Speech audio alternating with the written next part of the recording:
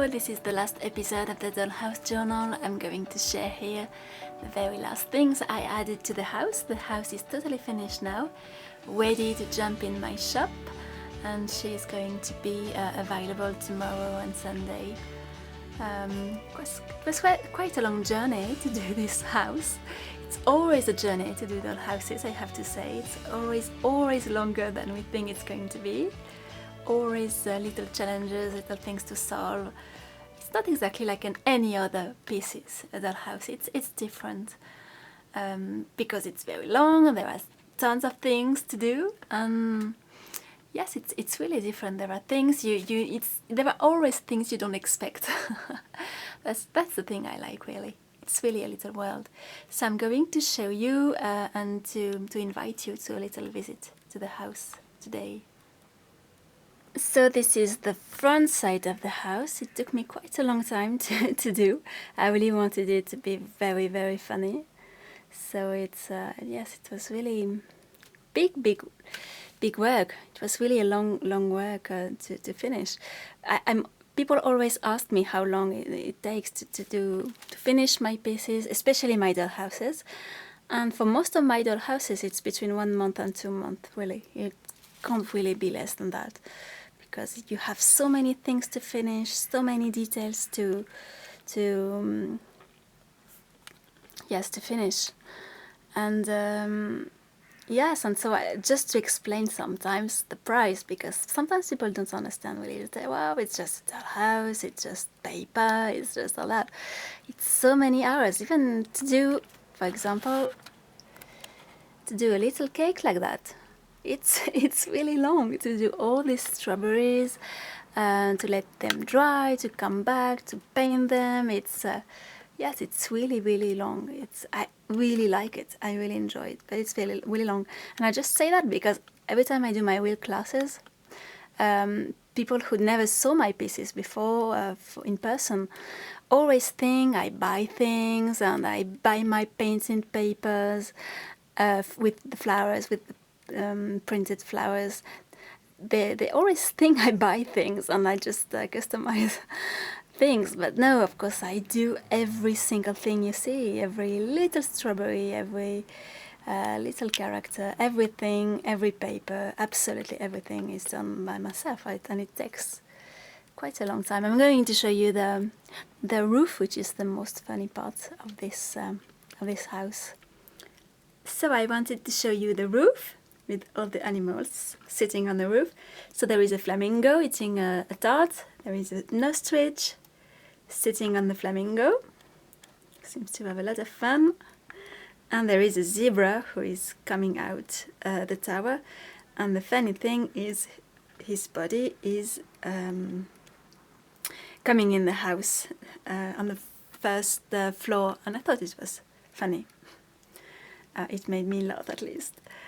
And to explain too, there is a little hook here. You can close it here, and you can open the door like that. So you always have to open the door before opening the roof, because there is the tower. That's it. Oh, it's not super organized today in the house. So something you didn't see, it's this table with the carrots and the salad.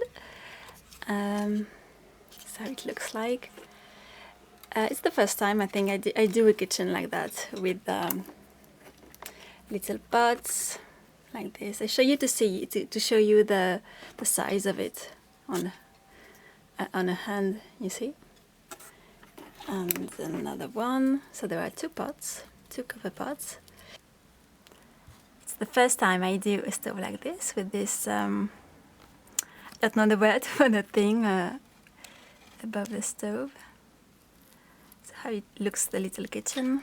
So I did on the trunk on the attic, little flag, a sort of pirate flag, and a little dress, and at the end of a dragon. So here is in the attic, just right here. Yep.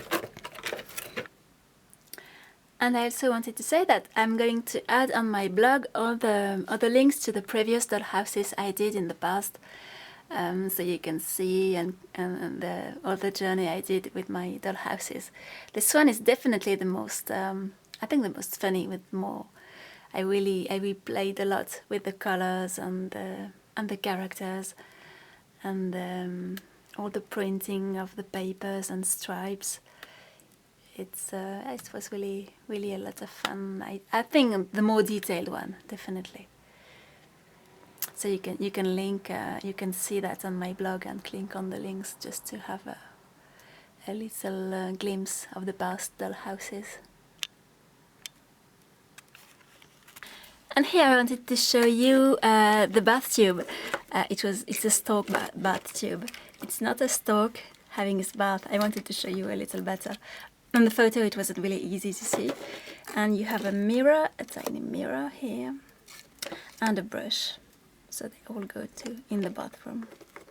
You can put them the way you want. So it's the little bathroom at the very first, at the ground floor in the tower. That's it. And I think you didn't see this part of the living room. So the sofa, the couch is there. And I just added a little chandelier and a tassel. I always like to add tassel.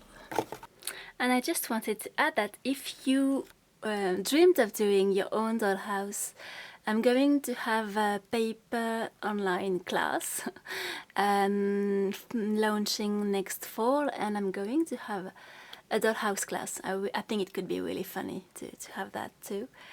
And it's going to be, of course, a slightly more simple version of my dollhouses, because they are really time-consuming and a bit complicated. I'm going to teach you how to do more simple dollhouse, but really, it's going to be a really funny class. So it's going to be up in a few months. You could see that on my blog, on my website. So that's it for the inside of the house. Thank you for watching this last episode of the Dollhouse Journal. The little frog and the little fox are going to play now, and they wish you a very pleasant day. Thank you.